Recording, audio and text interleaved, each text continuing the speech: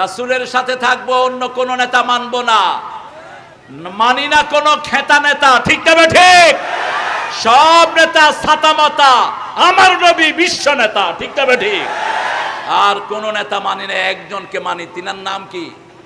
মুহাম্মদ। তিনি বলতেন আনা সাইয়্যিদে বলদে আদম, এই পৃথিবীতে যত মানুষ এসেছে আল্লাহ আমাকে সবার নেতা বানিয়ে দিয়েছেন। আমি কোনোদিন কারো কর্মী হইনি, জন্ম থেকেই তিনি নেতা। কি বলবেন? কই আরো জোরে, আরো জোরে। এই স্লোগানও আমরা দিতে পারি নাই, বলতে এটা জামাতের স্লোগান, ঠিক তবে ঠিক। এক মহিলা জবাব দিয়েছে আমরা সব জামাত ইসলামী। যদি এটা জামাতের স্লোগান হয়, এটা আল্লাহর স্লোগান, আমাদের নামাজের স্লোগান, জানাজার স্লোগান, ঠিক তবে ঠিক। এই স্লোগান ছাড়া আমাদের জীবন চলতে পারে? চিৎকার করে বলেন আল্লাহু আকবার। খুশি হলেন কে? বেজার হলেন কে?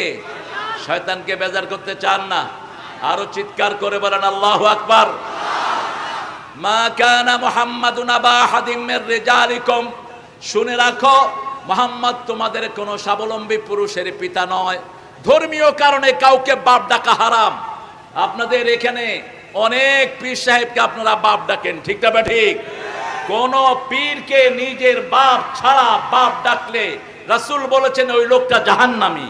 আর আল্লাহ নিষেধ করেছেন কাউকে তুমি বাপ ডাকতে পারবা না। মুহাম্মদ সাল্লাল্লাহু আলাইহি ওয়াসাল্লাম যদি বাপ না হন, পৃথিবীতে বাপ হওয়ার যোগ্যতার কার আছে?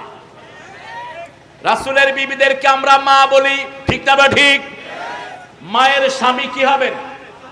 কিন্তু আল্লাহ বলছেন তোমাদের কোন স্বাবলম্বী পুরুষের পিতা মুহাম্মদ নন। একজন পিতা ডাকতেন, আল্লাহ নিষেধ করেছেন। আল্লাহ বললেন ও যায়েদ, তুমি শুধু রাসূল সাল্লাল্লাহু আলাইহি ওয়াসাল্লামের সম্পর্কহীন একটা বাচ্চাই নাও, তোমার বিবিকে আমি মুহাম্মদের সাথে বিয়ে দিয়ে দিলাম। বিয়ের ঘটক কে? ওয়াজ পড়িয়েছেন কে? এই আয়াত থেকে প্রমাণিত হয় স্কাই বিবাহ জায়েজ, ফোনে বিয়ে জায়েজ, কিন্তু শর্ত হলো ছেলে মেয়েকে চিনতে হবে, ছেলে মেয়েকে চিনতে হবে, দুই পরিবারের পরিচয় থাকতে হবে। যায়েদ বিন হারেসা জায়নাব রাদিয়াল্লাহু আনহাকে বিয়ে করলেন, রাসূলের ফুফাতো বোন।